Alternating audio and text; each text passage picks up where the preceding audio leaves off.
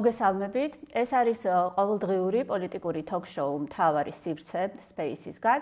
ჩვენი გადაცემის დღევანდელი თემა არის ამერიკაში მიმდინარე პოლიტიკური მოვლენები, არჩევნები, ასევე განვიხილავთ საქართველოში მიმდინარე პოლიტიკურ საკითხებს, რაზეც ვისაუბრებთ ჩვენს სტუმართან, საერთაშორისო ურთიერთობების დოქტორთან, ბატონ ზურაბ მახარაძესთან, ასევე თქვენ ხართ ალტინფოს დამფუძნებელი. ძალიან დიდი მადლობა, ბატონ ზურაბ, რომ ხართ დღეს ჩვენი სტუმარი და პირველ რიგში მოდი დავიწყოთ ამერიკაში ჩატარებული არჩევნებით. რამოდენიმე წლის წინ ალბათ ჩვენთვის რომ ვინმეს ეკითხა რომ ჩვენ ესე დავინტერესდებოდით ამერიკაში მიმდინარე თქვათ არჩევნებით ძალიან გაგვიკვირდებოდა, მაგრამ დღეს ფაქტია რომ ეს ინტერესი არსებობს საზოგადოებაში. რაღაცა ძალიან ინტერესით ჩვენც ისევე როგორც მთელი მსოფლიო, ესეთ ვავადებთ თვალყურს იმას თუ რაც ხდება იქ, ხო? ხდება საკმაოდ საინტერესო რამ. რეალურად შეიძლება მოხდეს ის, რაც ერთის მხრივ მოხდა 2000 წელს, როდესაც ალ გორსა და ბუშ შორის არჩევნების ბედი გადაწყვიტა სასამართლომ, ანუ ამისი ნიშნებიც ჩანს, ხო? იქ ასევე შესაძლებელია რაღაც ქუჩაში მოხდეს დაპირისპირებები, იმიტომ რომ რაღაცა ჯგუფები ამისთვის ემზადებიან, როგორც ერთი მხარის, ასევე მეორე მხარის. რეალურად რას ხედავთ? არის ორი ჯგუფის, ანუ დემოკრატების და რესპუბლიკელების დაპირისპირება, ხო? ანუ თბილისში, ანუ აბსოლუტურად განსხვავებული იდეოლოგიური დაპირისპირებული ჯგუფების, მათ შორის განსხვავდება რა თქმა უნდა მათი ამომრჩევლებიც და მე მინდა თქვენ როგორც საერთაშორისო ურთიერთობების სპეციალისტმა ჩვენ გაგვინმარტოთ, ანუ ან თქვენი მოსაზრება გითხრათ, რა ხდება დღეს ამერიკის შეერთებულ შტატებში, ანუ რას ვადევნებთ ჩვენ თვალყურს, რა პროცესებია იქ. პირველ რიგში მადლობა მოწვევისთვის, მივესალმებით თქვენს მაყურებლებს, იმედია საინტერესო გადაცემა გამოვა. მოდი ახლა დავიწყოთ ამერიკის თემით, იმიტომ რომ ჩვენს არჩევნები გქონდა, მაგრამ ისეთი დაძაბულობა იქ, რომ ცოტა ადგილობრივი არჩევნების თემაც კი გადაფარა აქ და ძალიან სწორედ აღნიშნეთ, რომ დაუშვათ 10 წლის წინ ესე არ იყო, ობიექტურად ამხელა ინტერესი არ იყო და პირველი რაც შეგვიძლია ვთქვათ ის არის რომ თქვენ რომ მოიყვანეთ დაუშვათ ბუშისა და ალ გორის ასე ვთქვათ кейსი მე არ ამგონია რომ ეგ მთლად სწორი შედარება არის რატო რადიკალიზაციის ხარისხი და ეს თვითონ პრობლემის მასშტაბები არის შეუთავსებლად უფრო სხვა რატო მაშინ ეს იყო უბრალოდ რაღაც კონკრეტული კაზუსი შეიძლება რაღაც გაუგებრობა, რომელსაც ბევრი ისე მივდგა, რომ კი ეს არის პროცესის ნაწილი, ესეთია პროცედურული დემოკრატია. ხანდახან გადათვლაც ხშირდება და ხო. ბევრჯერ რომ გადაითვალეს მე ფლორიდაში, ბოლო-ბოლო უზენაესმა სასამართლომ თქვა, რომ დაანებეთ ხა თავი და ბოლო გადათვლა რაც იყო, ეგ არის ძალაში და იქაც ბევრი საუბარი იყო, რამდენად მართებული იყო, მაგრამ ეს ამერიკულმა ისტაბლიშმენტმა და საზოგადოებამ მიიღო პრობლემა არის. ახლა როგორც ერთი ისე მეორე მხრიდან ხალხი ჩვეულებრივად ამბობს რომ შეიძლება სროლა დავიწყოთ. ანუ კარგად რომ გავაცნობიეროთ, ეხლა ეს უკვე რაღაც ერთეული მარგინალების დონეს გაცდა, ვინც ეხლა თვალყურს ადევნებდა ამერიკის შეერთებულ შტატებში, რა ხდება როგორც ერთი ისე მეორე მხრიდან, როცა საბრძოლო აღჭურვილობაში ჩაცმული ჯგუფები რამდენიმე ასეულ კაციანი მარშირებენ ქუჩებში აფიქსირებენ პოზიციას, რომ ჩვენი პოზიციებისთვის რამე რო იყოს მზადავართ, რომ ცეცხლი გავხსნათ და იქ ვიღაცები წინა სამოქალაქო ომთან რაღაც ალუზიებს ახდენენ, ანუ სხვა მასშტაბი არის. ეხლა მოდი ვთქვათ, რა ხდება ამ მომენტისთვის. ჯერ მოდი ობიექტურად, ფაქტების დონეზე რაც მოხდა ის გავიაროთ და მერე უკვე შეფასებებზე გადავიდეთ. ფაქტი ნომერი 1. არჩევნების პროცესში მოხდა ისეთი დონის, ასე ვთქვათ, პრობლემები წარმოიქმნა, რომელიც ეხლა რომ აღუწეროთ ჩვენ მაყურებლებს, არ დაგვიჯერებენ. რატო? იმიტომ რომ ჩვენთვის, ქართულ სოციუმისთვის ამერიკა არის რაღაცა წესრიგის, დემოკრატიის მექა, ანუ იქ არის სტანდარტები და ხშირად ხა ჩვენ პოლიტიკოსები როგორც პოზიცია, ესე ოპოზიცია, როცა რაღაცას ასაბუთებენ, რომ ეს სწორია, ამბობენ რომ დასავლეთში ეგრე არის. მოდი ახლა მე მოგიყვებით რა მოხდა იქ, ოღონდ წარმოვიდგინოთ რომ ეგ მოხდა ჩვენთან.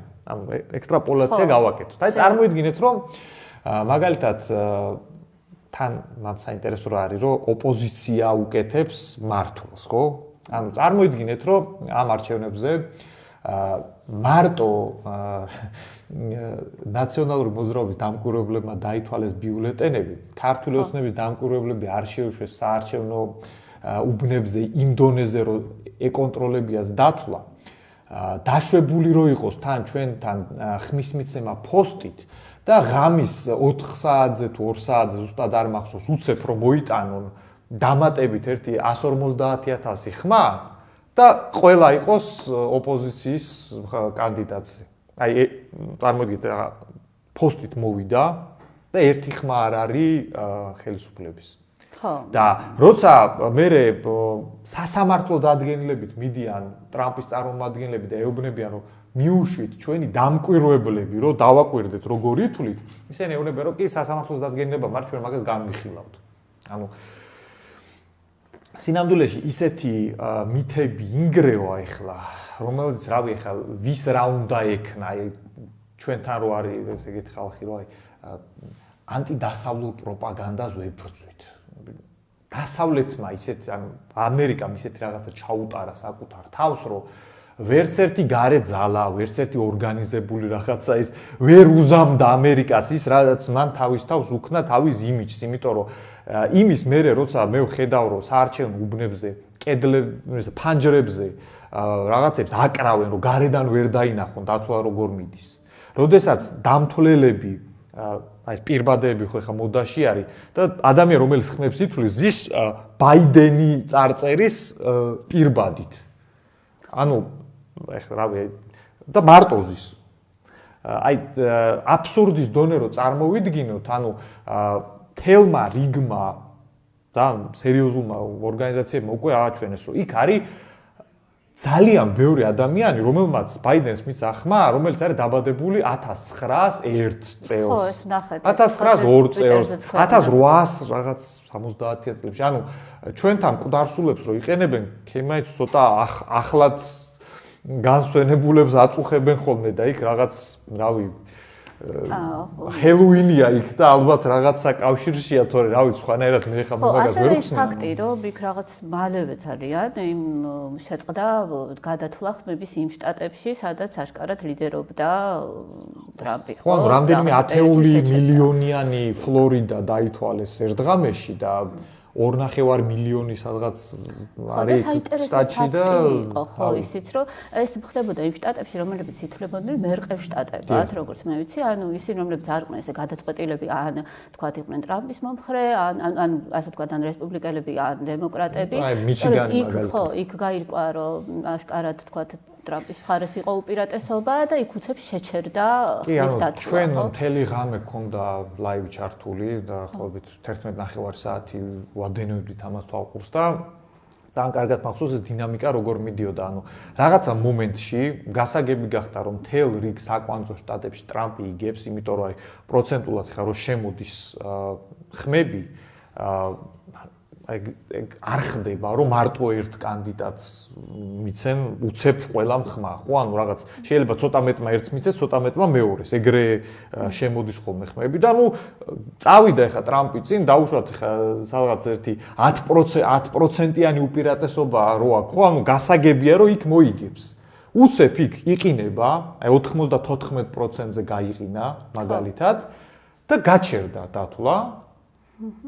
სიმშვიდეა, არ მოდის ინფორმაცია და უცებ შეჭერდა. ყველა ხმა რაღაც 100,000-ზე მეტი უცებ ბაიდენზე. იქ მე იყო ერთი კიდე შეცდომა, რომ დამატებითი ნული მიუწერეს ბაიდენს, რომელიც გამოასწორეს, მაგრამ მიუხედავად მაგისა, რაღაც აი არანაირ ლოგიკაში არ ჯდება. მეორე არის, რომ მე აჩვენებენ აქტივობებს. აქტივობები არის რაღაც 85, 90%, ან მაგდენი არ მიდის არჩევნებზე არასდროს. იმიტომ წინა არჩევნების სტატისტიკას რო ნახულობ, მან მაგ შტატებში არის, ნუ 65% მივიდა არჩევნებზე. კარგი მაჩვენებელია 65% რომ მიდის რეგისტრირებული ამ მორჩევლების. და აქ უცებ 80%, 90% და ნუ გასაგებია უკვე რა ხდება. მოდი აღარ გვინდა ეს შეფუთვები, გასაგებია რა მოხდა.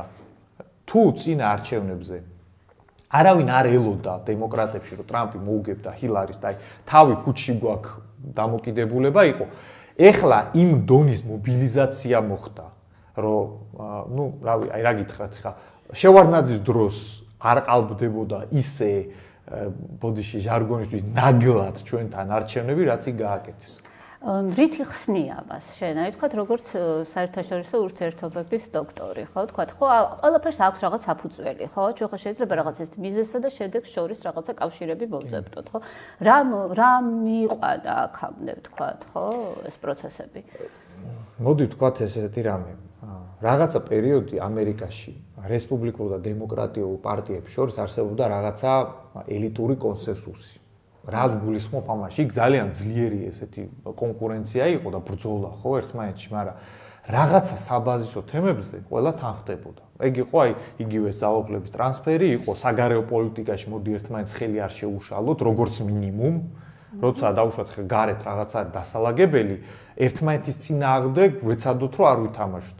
ყველა ეგ კონსენსუსი ეხა არის განადგურებული იდეოლოგიური სხვაობის გამო. თუ დემოკრატიულ პარტიაში ეხა არის ხალხი, რომლის, ასე ვთქვათ, ძალას, რომლითაც ის მერე ზეგავლენას ახდენს, წარმოადგენს Black Lives Matter და Antifa. ეხა რო ვთქვათ, რა არის Black Lives Matter და Antifa. Black Lives Matter არის მოძრაობა, რომლის არსიც იმაშია, რომ ზანგებს ისე ჩაგრავდნენ და ჩაგრავენ ეხა თეთრკანიანები, რომ ეხა უნდა შემოვატრიალოთ სიტუაცია. და კომპენსაცია უნდა მოხდეს იმისი, რაც ადრე მოხდა და ჩვენ ახლა ვნახეთ კადრები, როცა შავკანიანები ფეხსაცმელს ალაგებენ და ეუნებიან თეთრკანიანებს, რომ ახლა ემთხვიეთ ამ ფეხსაცმელს, იმიტომ რომ წინა, აქვია, მონობის კომპენსაცია მოხდეს, ანუ დამცირებულ მდგომარეობამდე უნდა იყოს ეს მიყვანილი, ერთი და ანტიფა, რომელიც ყველაფერს, რაც რაღაც ნეოტროცკისტულ, ნეომარქსისტული არ არის. ანუ მარქსიზმის ბოლშევიკურს მე მაგას ვერ დაუძახებ, იმიტომ რომ ბოლშევიკები კიდე ცოტა სხვა, ცოტა უფრო თანმიმდევრული ხალხი იყო. აქ არის ნებისმიერი იერარქიის განადგურების სურვილი, რაღაც ძირითადად ამ გენდერული რაღაც LGBT თემატიკის გარშემო ბრუნავს და მთავარი პრეტენზია, რომელსაც ის ანტიფას ტიპები წარადგენენ, ის არის, შენ ხარ თეთრკანიანი მამაკაცი, ეს უკვე დანაშაულია. აი ესეთი ორი ჯგუფია, ერთ მხარეს. ანუ ამას არაფერი საერთო არ აქვს იმ წარმოდგენებთან, რაც ჩვენ გვაქვს ამერიკაზე, რომ აი ეს არის საყოველთაო თანასწორობის მდგომარეობა ერთი მხრივ და მეორე მხარეს, ტრამპის მხარეს არიან ადამიანები, რედნეკებს ეძახიან ხამ ხალხს, რომელსაც, აქვს მიდრეკილება ეგრეთ წოდებული white supremacist, ანუ ამბობენ, რომ ახლა თეთრმა რასამ შექმნა ყველაფერი, ჩვენ მე ამათ თავისუფლება მივეცით და ნახეთ რეებს აკეთებენ, ანუ რავი, ვაშინგტონის ძეგლი ჩამოგვიგდეს და კოლუმბის და როგორ ხო, რაღაცა ებრძვიან ამ ისტორიულ ფიგურებსაც. არა, ისინი ებრძვიან და ესენი მე ამას აღიქვავენ უკვე იმ ფორმით, რომ იქაც რასიზმი ძლიერდება, ანუ ვერ ვიტყვით, რომ მეორე მხარეც არის რაღაცა ესე თეთრი შარავანდი. ხო, მეორე მხარესაც სერიოზული პრობლემებია, იმიტომ რომ ეს ფუნდამენტური რაღაც წარმოდგენა, რომელიც სინამდვილეში ამერიკის ისტორიის დიდ მანძილზე არ იყო რეალობა, რომ ყველა თანასწორი იყო. ეხლა 60-იან წლებამდე იგივე მართლა შავკანების მიმართ რა კანონების მოქმედებდა, ვინც იცის, იმან იცის, რომ ეგრე არ არის. მაგრამ ხო ქონდა ეგეთი წარმოდგენა, გინდა ერთ, გინდა მეორე ჯგუფს უკვე აღარ აქვს იმედი, რომ ყველასთან მშვიდობიანად თანაარსებობას შეძლებს. გასაგებია, ხო, შენ როგორ და ეს ორი ძალა დაეჯახა ერთმანეთს. და აქ როგორ გადაწყდება, ანუ ორივე იბრძვის არა თანაარსებობისთვის, ჩვენ რო გვასწავლეს სიტყვა კოჰაბიტაცია, ორივე მხარე იბრძვის დომინაციისთვის. ხო, გამარჯვებისთვის გასაგებია. აი და ამ ვითარებაში შენ როგორ გონია, მაინც ვინ იქნება გამარჯვებული? ვთქვათ, შენ შეგიძლია რომ რაღაცა ვთქვათ, შეიძლება რაღაცა პროგნოზი ან რაღაცა შეგვიძლია რომ რაღაც ვივარაუდოთ. მოდი, აბსოლუტურად გაუგებარი ვითარება არის ამ ხრივ, ვთქვათ, მაგრამ პროგნოზები ყველაზე უმადური საქმეა, მაგრამ მოდი რაღაც დავიწყოთ ობიექტური მოცემულობებიდან, რაც ამას ყველაფერს ზეგავლენას ახდენს, მოდი ესე ვთქვათ რა. პირველი აი სულთა მათემატიკური მოცემულობა, ეგ არის დემოგრაფია. თეთრკანიანების, ასე ვთქვათ, ბატონობა ამერიკაში მათ შორის განპირობებული იყო დემოგრაფიული ფაქტორით, რომელიც ბოლო წლებში აქტიურად ტყდება უკვე და შესაბამისად ლათინოამერიკული, შავკანიანი, ასე ვთქვათ, მოსახლეობის რაოდენობის ზრდა ბუნებრივად ახდენს იმ დაუშვათ დემოკრატიების საარჩევნო ელექტორატის ზრდას, ანუ მაგაზე გააკეთეს მაგათმა ფსონი და იმიტომ არის მაგათი დამტყმელი ძალა Black Lives Matter და Antifa. შესაბამისად, გრძელვადიან პერსპექტივაში, სუფთა ანალიტიკა რო გავაკეთოთ იმის მიუხედავად ვის ვემხრობით და ვის არა. თუ რამე თვისობრივად არ გადაამტრია იმ ფლანგმა, რომელსაც წარმოადგენს ტრამპი, ადრე თუ გვიან იქ მოიგებენ ეგენი. ოღონდ გადაამტრიაში როგორ მოხდება ცოტა ძნელი გასაგებია, იმიტომ რომ ეხა თუ დავაკვირდებით, იგივე Fox News, იგივე რესპუბლიკური პარტიის დიდი ნაწილი, მაინდა-მაინც აქტიურად არ უჭერს ტრამპს მხარს. ამისი გვახსოვს, რომ ისინი უჭერდნენ მხარს, ხო? კი, მაგრამ ეხლა Fox News-ი როგორც იქცეოდა ამ არჩევნებზე, ეგ ბევრ კითხვას აჩენს. ამიტომ პრობლემა არის შემდეგში. იმ ფლანგს აქ პრეტენზია მორალური დომინირების. ანუ ისინი ეგრე აყენებენ საკითხს, ჩვენ მართლები ვართ. ჩვენ ამდენი ხანი დაგჩაგრეთ, ეხა მოვიდა პასუხის გაცემის დრო. ამ ფლანგს რა უნდა, რო კითხვა კოლექტიური ტრამპის. მაგათ უნდა უბრალოდ 50-იანი წლების ამერიკაში დაბრუნება, ძველი კარგი დრო. ეგრე არ გამოდის. შენ თუ მომავლის იმიჯი არ აგაქვს, შენ თუ არ ეუნები ხალხს, რომ მე მომავალში მაქვს რაღაცა პროექტი და უბრალოდ ეუნები, რომ მოდით ხალხო, ეხა არ გავგიჟდეთ, მოდი არ გვინდა ეს ძეგლების ჩამოგდება, მოდი არ გვინდა ეხა ეს. კი, ეგ რაციონალურია, მაგრამ მეორე მხარე, როცა კვეთრად რადიკალიზირებულია, შენც თუ რადიკალიზება არ მოახდინე მეორე მხარეს, ისე იმ სამყარო სასიცოცხლო ბრძოლაში, რომელიც შევედით, ვერ ხერხდება. დაახლოებით იგივე პრობლემა გვაქვს სხვათა შორის ჩვენ აქ. რატო ახერხებს დაუშვათ ნაციონალური მოძრაობა, მთელი ეს რაღაც ზოოპარკი კოლექტიური, რომ დღის წესრიგი პოლიტიკური შექმნან მაგათ.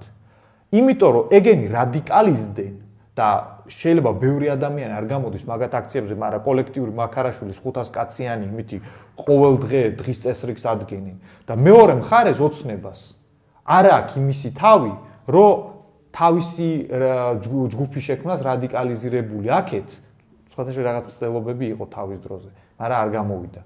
და შესაბამისად ის, ვინც მორალური უპირატესობის გონორი დაწובה, თუ მეორე მხარე უბრალოდ პასიურად მოდით ხალხო ქვეყანა არ დავანგრიოთ, ადრე თუ გვიან განწირული. პრიორიტეტი არის სხვა რამე, ხო? თქვათ, ისინი არ პოზიციონირებენ ამ კუთხით, რა. მაგას მნიშვნელობა არ აქვს, შენ შეგიძლია არ პოზიციონირებდე ეგრე.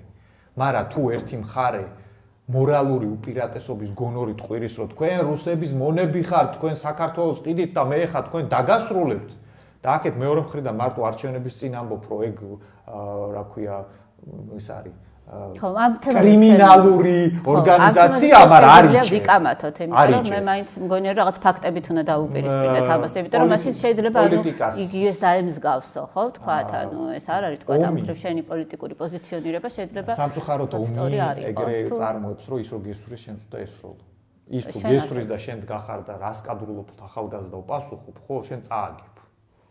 ხო, ანუ პოლიტიკაში სხვა საინფორმაციო ომი მიდის. აი მაგალითად საინფორმაციო ომზე რო გადავიდეთ რა. თან დაკავშირებით კი ეს ცალკე თემა არის, თუმცა მე მაინც რაღაცა არა ვარ იმისი მომხრე, რომ თქვა ძალადობას ძალადობით უპასუხო, თქვა, ხო? მე მაინც სამოქალაქო საზოგადოების განათლებისკენ უფრო ვიხრები. სამოქალაქო საზოგადოების განვითარების ფინალი ჩვენ ნახეთ ხა ამერიკის არჩევნებზე ფანტასტიკურად გამოჩნდა, რას ნიშნავს მულტიკულტურიზმი და საყოველთაო მიმღებლობა, სადამდე მიდის ეგ ექსპორტი.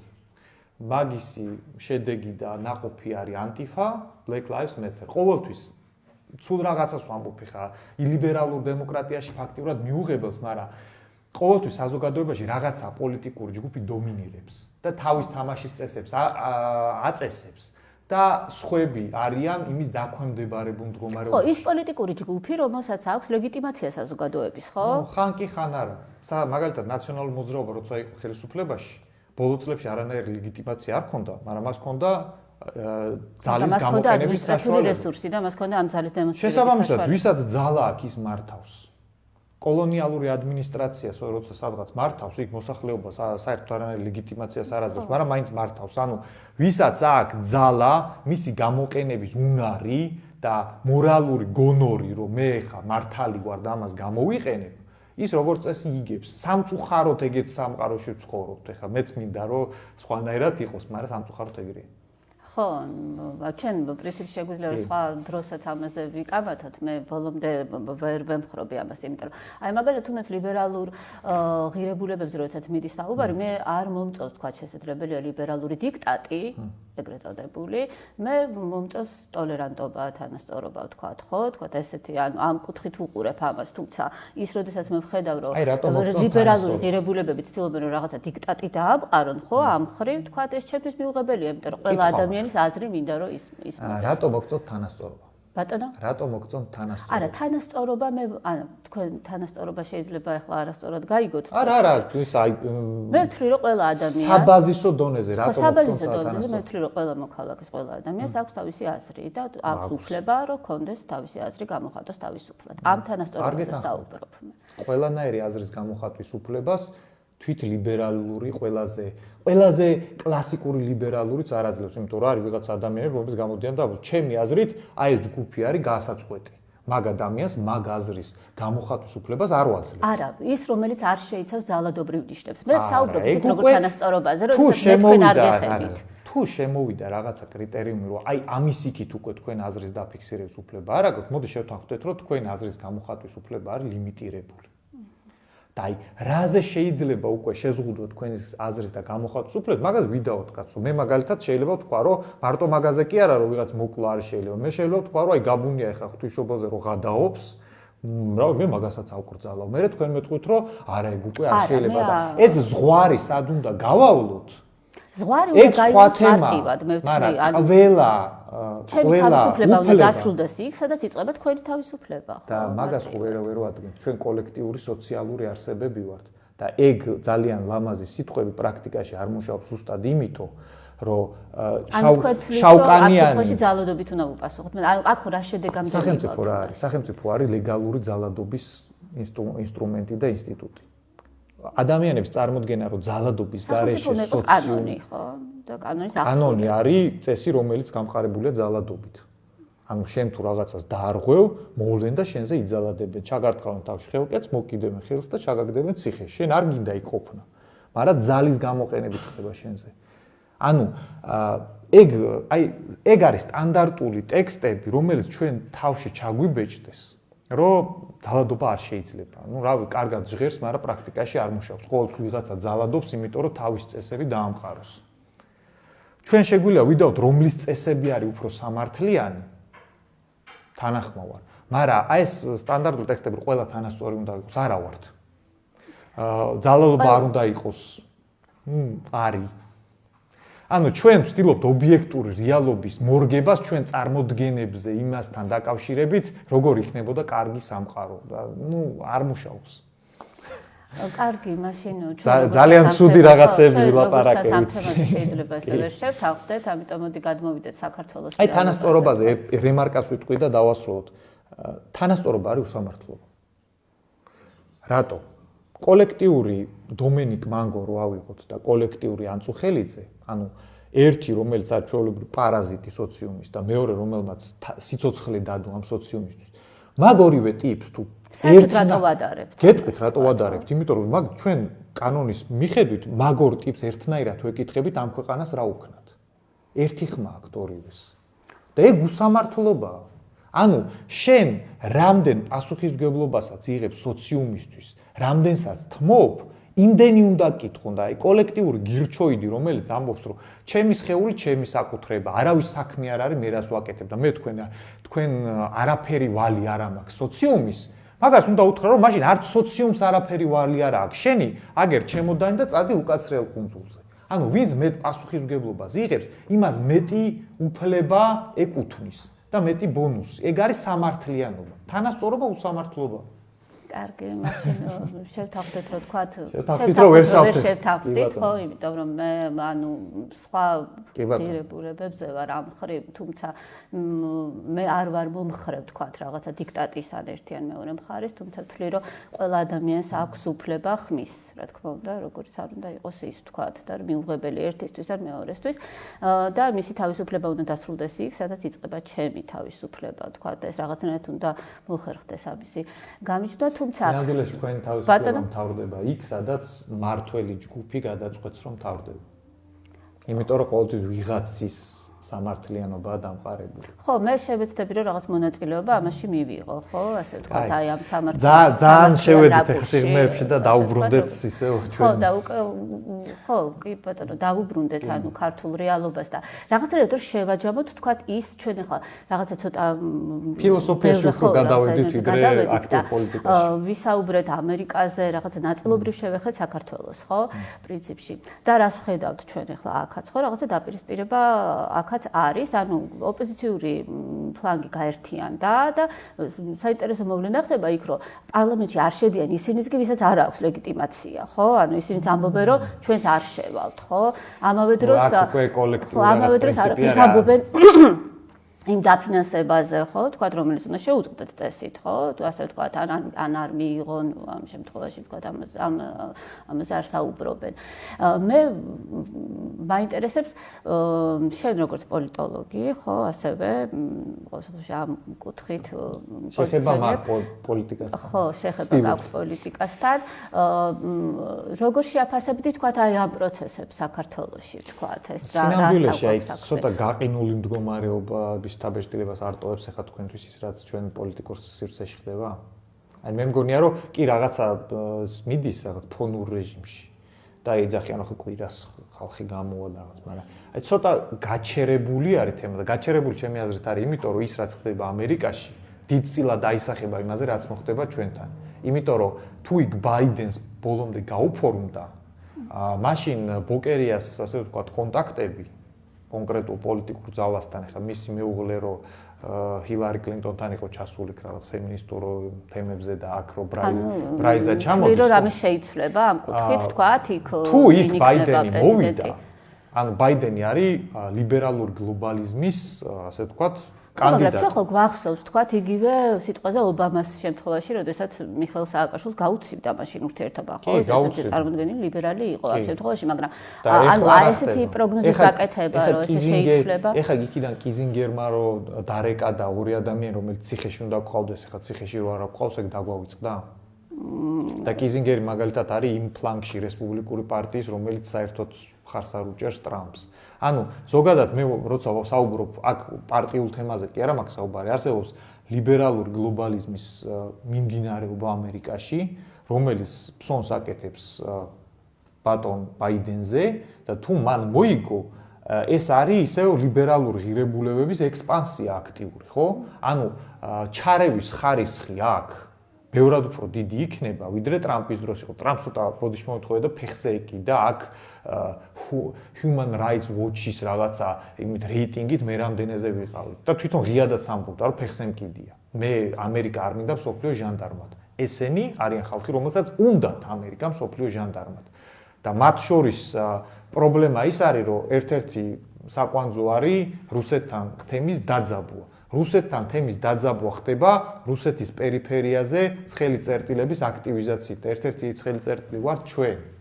ამიტომ აქ ქართული ოცნების პოლიტიკა რომ მოდი დავაწყნაროთ და არც რუსები არ გავაღიზიანოთ და დასავლეთსაც ვილაპარაკოთ, თუ ტრამპის ადმინისტრაციის ფარგლებში და მათ შორის ობამას ადმინისტრაციის ფარგლებში, იმიტომ რომ მაშინ მაგათ რაღაც რესტარტი წადეს, თუ გახსოვთ რაღაც ყუთით ჩაუტანეს პერეგრუსკა ეწერა პერეზაგრუსკის მაგივრად, მაგრამ არა უშავს Google Translate-მა გაჭედა ეთყობა, ხო?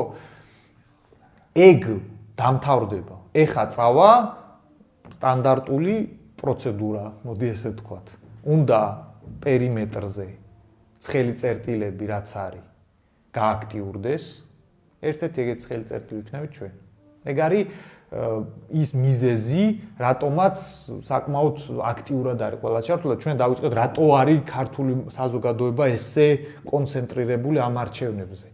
შეიძლება ადრე ჩვენ ცოტა ვერ ხვდებოდით რამხელა ზეგავლენას ახდენს, მაგრამ სოციალური ქსელების, ინტერნეტის მასიურმა გავრცელებამ და ინფორმაციის წვდომაზე მაღალი საშუალებების გაჩენა ფართო მასებში მოიტანა ის, რომ მეტნაკლებად ქართულ საზოგადოებას უკვე ნელ-ნელა აცნობიერებს სინამდვილეში რა პროცესები ხდება, იმიტომ რომ ჩვენ ახლა ობიექტურად რო შევხედოთ, ჩვენ ვართ რაღაცა ნეოკოლონიალური რაღაც პროტექტორატი, არის მე იქ მეტროპოლია და ეხა მეტროპოლიაში რომელიც ძალაც მოვა, ეგ პირდაპირ აისახება იმაზე, ხა რა გონორით დაიწყებს აქ კოლექტიური გიგაბოკერია მერე მას მე არ მგონია მაინც, იმიტომ რომ მას არ აქვს აქ ადგილობრივ აქ არ აქვს ლეგიტიმაცია, ანუ საზოგადოებრივი მხარდაჭერა მას არ აქვს, ამიტომ ამას მე ვერ ვიწინასწარმეტყველებდი, რომ თქვა მხოლოდ იმიტომ რომ 20%-ის მხარდაჭერა ხო აქვს. კიზინგერი რაღაცას იტყვის, ამიტომ საზოგადოების 20% ხო აძლევს ხმას. კი. არა, 27-ით როგორც თქვა. დავამრგვალთ 20 იყოს. უფრო ჩამოვაკლოთ კიდე. საზოგადოების 20%-დან ხო შეიძლება რომ 1%-ის რადიკალიზება მოხდეს. და ეგ მაიდანისთვის საკმარისია. მაიდანს ის კი არ იგებს, ანუ ფერად რევოლუციას, ვისაც უმეტესობა უჭერს მხარს. ვისაც შეუძლია თავის მომხრეების იმ დონეზე რადიკალიზება და პარალელურად სახელმწიფოს ძალოვანი სტრუქტურების გაჩერება, რომ იქ ეგ ჩაატაროს, ის იღებს მერე ძალაუფლებას. ამიტომ სულაც არ არის ქართული ოცნებისთვის დაზღვევა ის, რომ უმეტესობა მეტნაკლებად ეგეც კიდე რომ გადავთვალოთ ჯამურად, როგორ არის ცოტა ძნელი გასარკვევია, მაგრამ ჩავთვალოთ რომ უმეტესობა ქართულ ოცნებას აძლევს. ხმათ, ეგ სულაც არ არის დაზღვევა, იმიტომ რომ ქართული ოცნებისთვის რამდენად გამოვარდება ხალხი, რომელიც რეზინის ტყვიებს შუბს შეუშვერს, ეგ ცოტა ამ ეტაპზე უკვე გაურკვეველია, იმდენს აწყენინეს თავის მხარდამჭერებში და რავი, ჩვენ ახლა 2012-ში მხარს რო უჭერდით, მოთხოვნა მართლა უფასო ფული კი არ იყო და დაბალი გაზის გადასახადი იყო, რომ ვიღაცები ახლა ციხეში უნდა ბჟდარიყვნენ და არც ბოკერია ვიცი რომელ საკანში ზის და არც მიხეილ სააკაშვილი. და მაგან ჩემი დამოკიდებულება ძალიან კონკრეტულად მიიყვანა საბოლოო ჯამში იქამდე, სადაც უარდა. ჩემნაირად ძალიან ბევრი. ამიტომ ნაცების გამო არის ხალხი, ვინც რეზინის ტყვიას შუბს შეუშვერს და აი ქართული ოცნების გამო მაგის გამკეთებელი არის თუ არა ვინმე არ ვიცი. ამიტომ შეიძლება მეტი უჭერს მხარს. ასეთი ასე ვთქვათ, მაგას ვამბობდი რა. კომფორტული ამომრჩეველი, რადიკალიზებაზე რო ვამბობდი, მაგას ვამბობდი. შენ უნდა ყავდეს რაღაცა ბირთვი, რომელიც შენ გამო დაპირისპირებაში, აქტიურ დაპირისპირებაში შევა. ნაცებს ყავთ ეგ. 500 კაცია თუ რაც არის. მე ვთვლი რომ ძალიან ცუდია რომ ატყავთ ესეთი ჯგუფები, რომლებიც არიან პოლიტიკური პროცესისთვის კარგია. რაღაცა ესეთი მათთვის ხო, რომელთაც ანუ თქვათ რასაც ეტყვის, თქვათ მათი ლიდერი ყველაფერი, ანუ აბსოლუტურად კრიტიკის გარეშე იღებენ ყველაფერს. ხო, ქართულ ოცნებას ამ ხრივ არ აყავს. ანუ ქართულ ოცნებასაც კაი სექტანტები ყავს, ახლა სოციალურ ქსელში გულზე ხელი რომ დავიდოს. შეიძლება რა თქმა უნდა, მაგრამ შეიძლება ქართულ ოცნებას თავისი ამომრჩეველიც აკრიტიკებს, ხო, თქვათ, ამას ჩვენ ვხედავთ, ანუ აქ პოლიტიკურ ბრძოლაში, სადაც ბელადები, კოლექტიური, ასე ვთქვათ, გავრილოვის ღამე 2-დან 0 არის მოსალოდნელი და მაგაზე აკეთებენ ესენი გაწვას და ადრე თუ გვიან რაღაც ეგეთი მოხდება, ხო? ანუ ეგენი რაშიც, ასე ვთქვათ, დახელომდნენ, ეგ არის რაღაცა რომ მოხდება ნეგატიური და ნეგატიური ყოველთვის ხდება, ეგ მერფის კანონია, რამე ცუდი თუ შეიძლება მოხდეს, აუცილებლად მოხდება ადრე თუ გვიან. და ცუდი აუცილებლად მოხდება, ეგეთი ხელისუფლება არ არსებობს, რომელიც სისულელებს არ აკეთებს. და ქართული ოცნება ადრე თუ გვიან ისეთ სისულელებს გააკეთებს, რომ იგივე ეფექტი რაც გავრილოვზე იყო, რომ საერთოდ იმ ღამეს წაშლილი ქონდა ყველას ვის გვერდზე იდგა, ნაცების თუ იმის, რა ქვია, ევრონაცების და მაშინ ის აღშფოთების მუხტი ხო გამოიყერის. შემდეგზე რო ეგ მოხდება, იქ 10 მეტრი დააკვდა ხალხს, რომ კარი შეენგრია პირველი შტურმისას, მერე დაამატეს დანიშნულების რაზმი და რატო აქვს ქართულ ოცნებას ეგეთი განცდა, რომ მეორეჯერ ეგ შეიძლება არ დასრულდეს იმ სცენარით, რომელზეც ხალხი მუშაობს, ეგ უნდა ვთქვათ ახლა მაგათ ეგ ტექნოლოგია დამუშავებულია.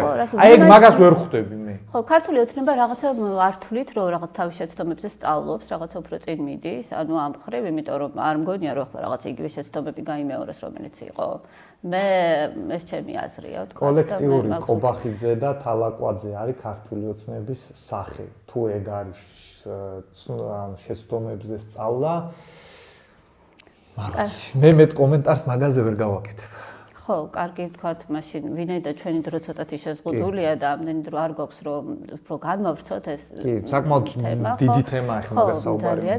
მე მინდა რომ ბოლოს ვასრულებთ ჩვენ ახლა რეალურად რაღაც ვაჯამეთ, მაგრამ ძალიან მინდა რომ კითხო ალტინფოსთან დაკავშირებით, რომელიც დამფუძნებელი ჩვენ ხარ და დაიბლოკა ეს გვერდი, რომელსაც Facebook-ზე უკვე მისი მომხმარებელი ვეღარ აკვირდება. ამასთან დაკავშირებით რომ გითხრა, ვიცი რომ რაღაც გეგმები გაქვთ, ხო? კი, ანუ მე მაგალითად ეგრე ვუყურებ, რომ სინამდვილეში არანაირი თამაშის წესები სინამდვილეში არ არსებობს, არსებობს საინფორმაციო იდეოლოგიური ომი. მე რახან ვიყენებ პლატფორმას, რომლის დამფუძნებლებიც არიან ისე ბოდიში მომითხოვია სლენგისთვის და ჩვეულებრივი ლიბერასტები, აქედან გამომდინარე, ჩვენ მიჩვეულები ვართ, რომ ამ პლატფორმაზე ჩვენი ცენზურირება ხდება, უკვე მესამე თუ მეოთხედ წაგვიშალეს გვერდი და ვერაფერს ვერ შვებიან, იმიტომ რომ შემდეგს რო გავაკეთებთ, ბევრად უფრო ძლიერი იქნება, ისევე როგორც ყველა ჯერზე უფრო მეც კრიფავს და მაგას თავის მიზეზები აქვს და ჩვენც ვიცით რაღაც ტექნოლოგიები. აქედან გამომდინარე, სინამდვილეში ყველაფერი არის ესე, რომ შენ შეგილია თუ არა მტრულ გარემოში, როცა შეგზღუდავენ, გაგაჩუმებენ, მოახერხო და მაინც გაარღვიო ეს ასე ვთქვათ საინფორმაციო ცენზურა. და ყოველთვის ვიღაც ცენზურა ხე მე მაგალითად ჩემ ხარეს მომავალ მე რომ მოვიგო რა ვიცი ჩემი ცენზურაც იქნება წინააღმდეგობა რომელსაც დაძლევთ ხო კი ანუ იმიტომ რომ მაგ ხალხმა ვერ გაიგო რატო უგებთ მაგათ გონიათ რომ ჩვენ რაღაცა ბოტ ქარხანა გვაქვს და რაღაც არა სხვა რაღაცის გამო უგებთ მაგათ იმის გამო უგებთ რომ ჩვენ სინამდვილეში რაც არის იმას ვლაპარაკობთ და ხალხს იმდენად მობეზდა ეს რა კარგად შეფუთული სისულელეები რაღაც პროცედურული დემოკრატია ყველა ადამიანი რაღაც მშვიდობიანად თან არსებობას შეძლებს რაღაცა ჩვენ ვეუბნებთ რეალურად როგორც არის მიდის ომი მიდის საინფორმაციო ომი ჩვენ დაგბლოკეს ჩვენ გავაკეთებთ ამ ეტაპზე უკვე საკაბელო ტელევიზიას ჩვენ აღვადგენთ Facebook-ზე როცა გვიშლა კიდე აღვადგენთ და რამდენჯერაც ეგ ხდება უფრო იზრდება ჩვენი აუდიტორია და ჩვენი ეფექტურობა ასე რომ ყველაფერი გეგმის მიხედვით მიდის. ნამდვილად ასეა პრინციპში, იმიტომ რომ ამ შეზღუდვებით რეალურად თქვენ უფრო ძლიერდებით. ძალიან დიდი მადლობა. მადლობა თქვენ. რომ იყავით დღეს ჩვენი სტუმარი. იმედი მაქვს რომ კიდევ გვესტუმრებით და შეიძლება კიდევ რაღაც სხვა თემებზე ვიკამათოთ, იმიტომ რომ უფრო კონკრეტული თემა ავარჩიოთ. გამიჩნდა და საინტერესო იქნება რომ ამაზე მე უფრო მინდოდა დღეს მე მინდოდა რომ თქვენ გესაუბრათ უფრო მეტი და ამიტომ რაღაცა საშუალება მოგეცით და იმედი მაქვს რომ კიდევ შევხვდებით ერთმანეთს და ვისაუბრებთ. დიდი მადლობა რომ იყავით დღეს ჩვენი სტუმარი. მე კი გემშვიდობებით. ეს იყო გადაცემა მთავარი სივრცე Space-ისგან. ჩვენ შევხვდებით ისევ ორ შაბათს იგივე დროს 9 საათზე საღამოს. ნახვამდის, კარგად ბრძანდებოდით.